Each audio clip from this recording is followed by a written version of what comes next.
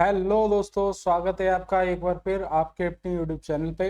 तो दोस्तों, मैं लेकर के आया हूं जूनियर असिस्टेंट 5512 वैकेंसी के लिए हिंदी। दोस्तों, इस हिंदी के सेशन में हम प्रीवियस ईयर के हिंदी के जो इम्पोर्टेंट क्वेश्चन हैं, जिनकी आने की अत्यधिक प्रबल संभावना है, उनको सॉल्व करने वाले हैं।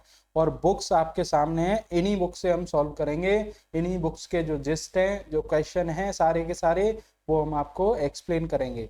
इन चार बुक्स को अगर आप कर लेते हैं, जूनियर असिस्टेंट से 30 में से 28 क्वेश्चन आपके एकदम राइट जाएंगे दोस्तों।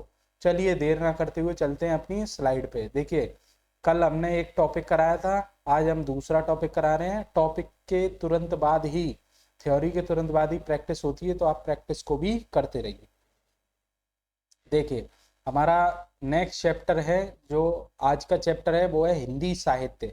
हिंदी साहित्य में सर्वप्रथम हम देखेंगे आदिकाल। आदिकाल कब से कब तक है दोस्तों? 650 ईस्वी से लेकर के 1350 ईस्वी तक। और आदिकाल को ही क्या कहा जाता है प्यारे दोस्तों?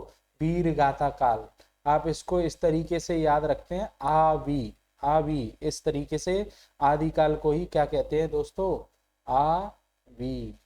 आदिकाल मतलब वीर गाथा काल, ठीक है। और ये कब से कब तक है? 650 से लेकर के 1350 ईस्वी तक। अगला काल है हमारा भक्ति काल, जो कि 1350 से लेकर के 1650 ईस्वी तक माना गया है। और भक्ति काल को ही क्या कहते हैं दोस्तों? पूर्व मध्य काल, ठीक है। ठीक है, इसको ऐसे कर समझ सकते हो, भू, भक्ति मतलब पूर्व मध्यकाल, और आदि मतलब वीर गाथा काल। अगला काल है हमारा रीतिकाल। रीतिकाल 1650 से लेकर के 1850 ईस्वी तक माना गया है। और उसको अन्य नाम से जानते हैं, किस नाम से? उत्तर मध्यकाल से। दोस्तों, इसको किस तरीके से देख सकते हो? री उ रीतिकाल मतलब उत्तर मध्यकाल, ठीक है। और अगला जो काल है हमारा, और वो है आधुनिक काल, जो कि 1850 ईस्वी से लेकर के अब तक चल रहा है, ठीक है। तो इनको हिंदी में इस प्रकार से हम डिवाइड कर सकते हैं। और कवियों के एज के अनुसार अगर हम डिवाइड करें तो उसको इस प्रकार डिवाइड कर सकते हैं। देखिए, पहला है हमारा भारतेंदु युग, और फिर द्विवेदी युग, फिर छायावादी युग। देखिए, आधुनिक इसमें 3 कवियों के उस नाम से डिवाइड कर सकते हैं, भारतेंदु युग, द्विवेदी युग और छायावादी युग। चलिए अब चलते हैं, इन सभी कालों को और युगों को हम पढ़ लेते हैं, तो हमारा हिंदी साहित्य कंप्लीट हो जाएगा, ठीक है। चलते हैं अपनी मेन स्लाइड पे। देखिए, आदिकाल। आदिकाल कब से कब तक है फ्रेंड्स? जैसा कि मैंने बताया, 650 ईस्वी से लेकर के 1350 तक है, और इसको वीरगाथा काल भी कहा जाता है। देखिए, आदिकाल में इसका हिंदी साहित्य का ऐतिहासिक नामकरण किसने किया दोस्तों? अगर हिंदी साहित्य के रचनाकार या फादर की बात करें, या ऐतिहासिक नामकरण करने वाले की बात करें, तो जॉर्ज ग्रियर्सन का नाम प्रमुख है। जॉर्ज ग्रियर्सन ने हिंदी साहित्य का ऐतिहासिक नामकरण किया। इस काल की रचनाओं में वीर गाथा, श्रृंगारिता, धार्मिकता का भाव मिलता है। देखिए, जो आदिकाल है, इसकी रचनाओं में क्या मिलेगा? देखो, वीर वीर गाथा होंगी, मतलब वीरों की कहानियां होंगी, उनकी गाथाएं होंगी। श्रृंगारता मतलब सौंदर्य और प्रेम की कथा होगी। और धार्मिकता मतलब रिलीजियस कथाएं भी होंगी, ठीक है। आदिकाल में ये तीनों ही भाव मिलते हैं दोस्तों, ठीक है। आदिकाल की प्रमुख रचनाएं हैं, एक रचना है दोहा कोश। दोहा कोश किसने रची दोस्तों? सरहपा ने। दोहा कोश किसकी रचना है? सरहपा की। बीसल देव रासो नरपति की रचना है। हमीर रासो सार्डधर की रचना है। परमाल रासो, जिसे आला भी कहा गया है, वो जगनिक की रचना है। मृगावती, मृगावती किसकी रचना है दोस्तों? कुतुबन की रचना है। पृथ्वीराज रासो चंद्रवरदाई की रचना है। देखिए, बहुत इंपॉर्टेंट रचनाएं यहाँ। परमाल रासो यानी आला किसने रची दोस्तों? जगनिक ने। और पृथ्वीराज रासो आपको पता ही होगा, चंद्रवरदाई ने। अगला काल है हमारा भक्ति काल। देखिए, भक्ति काल कब से कब तक है दोस्तों? 1350 से लेकर के 1650 ईस्वी तक। और इसको क्या कहते हैं दोस्तों? पूर्व मध्यकाल। देखिए, हिंदी साहित्य का स्वर्ण युग, अगर प्रश्न पूछा जाए निम्नलिखित में से किसे हिंदी साहित्य का स्वर्ण युग कहा जाता है, तो किसे कहा जाता है दोस्तों? भक्ति काल को ही स्वर्ण युग कहा जाता है। देखिए अगला पॉइंट है हमारा, उत्तर भारत में भक्ति आंदोलन के जनक रामानंद थे। देखिए जो नॉर्थ इंडिया है, उत्तर भारत है, यहाँ भक्ति आंदोलन के जनक कौन थे दोस्तों? रामानंद थे, रामानंद थे। जबकि दक्षिण भारत में इसके जनक कौन थे? आलवार संत थे। ठीक है, उत्तर भारत में जनक कौन है भक्ति काल के? रामानंद। और दक्षिण भारत में कौन है? आलवार संत। ठीक है, अगला पॉइंट है हमारा, भक्ति काल में आध्यात्म एवं नैतिकता पर अत्यधिक बल दिया गया। दोस्तों भक्ति काल में आध्यात्मिक बातें की गई, मतलब ईश्वर, प्रभु, पारलौकिक बातों पे बहुत ज्यादा बल दिया गया है। ठीक है, और नैतिकता की बातें की गई हैं कि नैतिक रूप से क्या सही है क्या गलत है, इन सब चीजों पे बल दिया गया। ठीक है, अच्छा अगला पॉइंट है हमारा, इस युग के प्रमुख कवि कौन कौन है? भक्ति काल के प्रमुख कवि कौन है दोस्तों? जायसी, मलिक मोहम्मद जायसी, कबीरदास, तुलसीदास, मीराबाई, ये सब भक्ति काल के कवि हैं। और भक्ति काल कब से कब तक है? 1350 से लेकर के 1685 ईस्वी तक। चलिए चलते हैं अपनी नेक्स्ट स्लाइड पे। देखिए भक्ति काल की प्रमुख रचनाएं हम देख लेते हैं। भक्ति काल में रामचरितमानस रची गई, जो किसने रची दोस्तों? तुलसीदास ने। साखी, शबद, रमेनी और बीजक, इनकी रचना किसने की दोस्तों? कबीरदास ने। ठीक है, पद्मावट, अखरावट, आखिरी कलाम, चित्ररेखा, ये किसने रची दोस्तों? जायसी ने।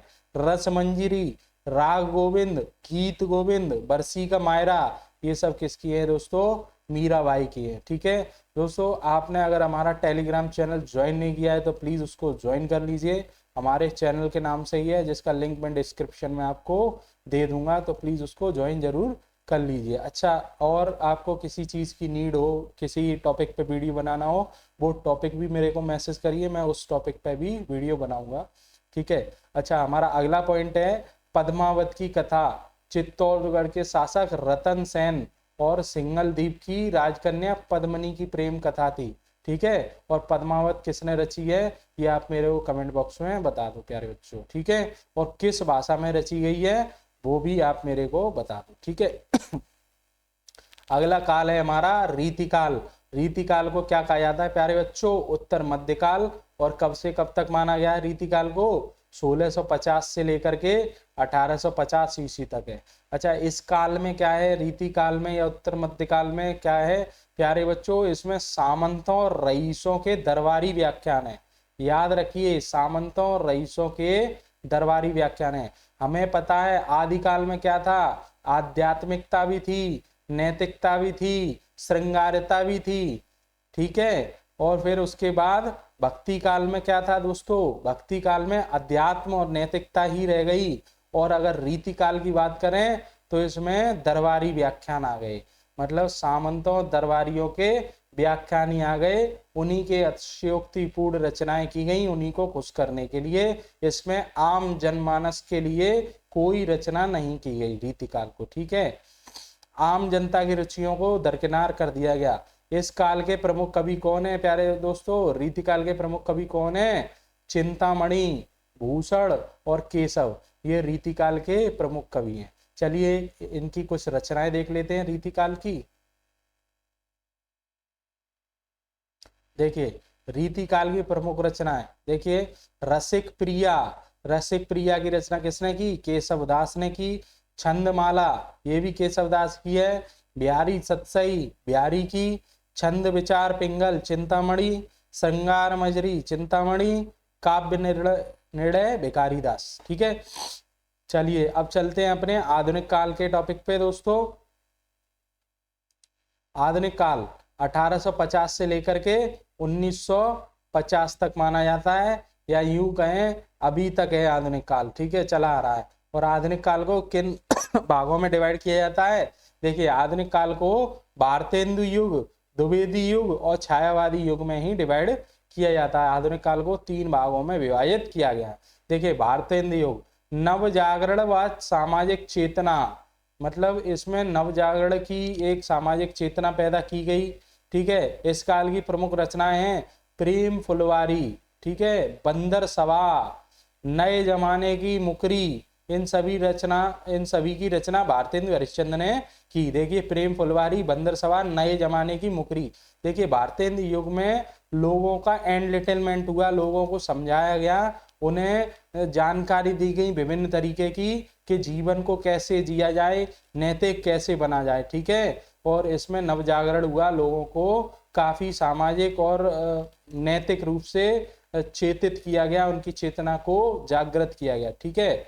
देखिए प्रेम उपसर्ग की रचनाएं हैं भारतेंदु हरिश्चंद्र की। देखिए जिनमें प्रेम लगा हो, जिनमें प्रेम शब्द लगा हो जिन रचनाओं के आगे, वो सब रचनाएं किसकी हैं प्यारे बच्चों? भारतेंदु हरिश्चंद्र की। देखिए प्रेम प्रलाप, प्रेम माधुरी, प्रेम तरंग, ठीक है। चलते हैं अपनी नेक्स्ट स्लाइड पे। देखिए द्विवेदी युग इस काल की रचनाएं राष्ट्रीयता, नवाचार, रूढ़ियों से मुक्ति वाली हैं। देखिए द्विवेदी युग में नेशनलिटी की, नेशनलिज्म की भावना थी, नवाचारों की भावना थी, और जो पुराने गंदे रूढ़िवादी विचार होते हैं उनको बिल्कुल दरकिनार कर दिया गया। तो इस तरीके से हम देखते हैं द्विवेदी युग की रचनाएं काफी अच्छी हैं, ठीक है। देखिए द्विवेदी युग की प्रमुख रचनाएं, विदेही वनवास किसने रची? हरिऔंद ने रची। प्रिय प्रवास, हरिऔंद। रस कलश, हरिऔंद। साकेत, मैथिली षडगुप्त। भारत भारती, मैथिली षडगुप्त। यशोधरा, मैथिली षडगुप्त। जयद्रथ वध, मैथिली षडगुप्त। रेणुका, दिनकर। हुंकार, दिनकर। कुरुक्षेत्र, दिनकर। उर्वशी, दिनकर। रश्मिरथी, दिनकर। नीम के पत्ते, दिनकर। सीपी और शंख, दिनकर। तो ये यहाँ द्विवेदी युग की प्रमुख रचनाएं हैं। काफी इंपोर्टेंट काल है हिंदी साहित्य के इतिहास से, तो आप इसको अच्छे से देख लीजिए। चलते हैं अपनी नेक्स्ट स्लाइड पे। देखिए छायावादी युग। छायावादी युग में क्या हुआ है दोस्तों? प्रसाद, निराला और पंत महादेवी वर्मा की कविताओं का घोतक है। छायावादी युग में प्रसाद, निराला, पंत और महादेवी वर्मा की कविताएं हैं, ठीक है। तो इसमें प्रमुख कविताएं देखते हैं, रचनाएं। देखिए कामायनी, आंसू, झरना, ये तीनों रचनाएं किसकी हैं? जयशंकर प्रसाद की। कामायनी, आंसू, झरना, जयशंकर प्रसाद। कानन कुसुम, प्रेम पथिक, जयशंकर प्रसाद। अनामिका, परिमल, निराला की। कुकुरमुत्ता, नए पत्ते, निराला। युगांत, चिदंबरा, सुमित्रानंदन। निहार और नीरजा, महादेवी वर्मा। दीप शिखा, महादेवी वर्मा।